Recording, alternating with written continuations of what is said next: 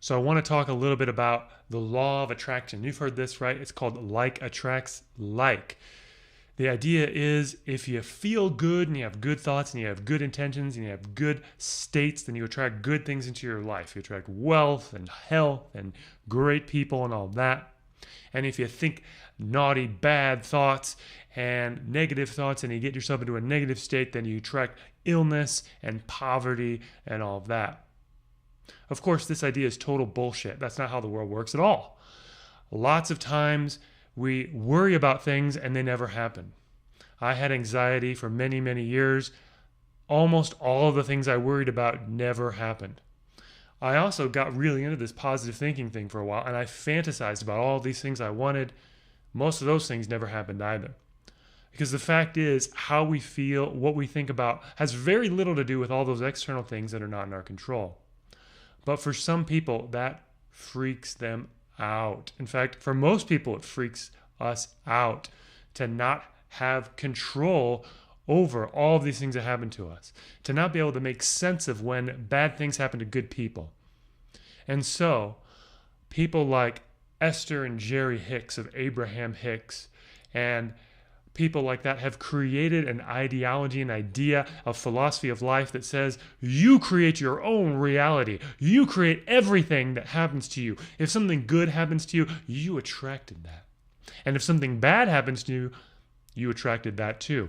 Even if you weren't thinking any negative thoughts, even if you weren't feeling any negative feelings, there must have been something deep within your subconscious that was attracting that.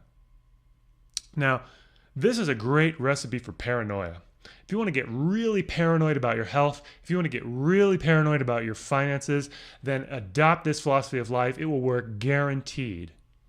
But interestingly, one thing it doesn't do very well is actually make you feel good. Because every time you feel a normal human emotion like anger, like sadness, like despair, like anxiety or fear or shame or guilt, now you have another layer on top of that emotion that's like, this is bad and wrong and I shouldn't feel this. Bad things are going to happen if I keep feeling this way. And then you start freaking out. This is actually a great recipe for a panic attack too, to get anxious about being anxious and wrap yourself around that and spiral out of control until you're just freaking out. You know, there is actually another way though. You can embrace those emotions when they come up. You can notice that they're there, you can embrace them, and you can look for their positive message underneath, their positive intention, the information that's in them. And if you learn some tools like from hypnosis and NLP, which is what I do for a living, you can actually then begin to transform them into something more resourceful and useful. But it doesn't work by just thinking there's some deep negative thing wrong with you that you need to root out. And that's what's causing your cancer or your inability to find a relationship or whatever it is. That's just paranoia.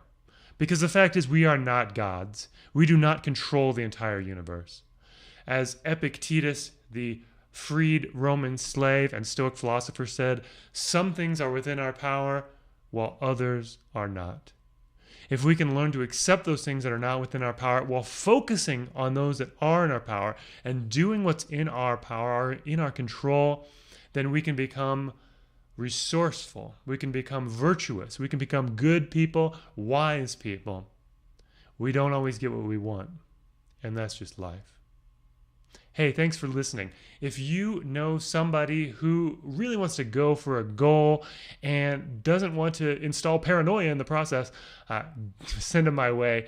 I work with people online all around the world and locally here in Boulder, Colorado, doing hypnosis and NLP. Thanks for watching.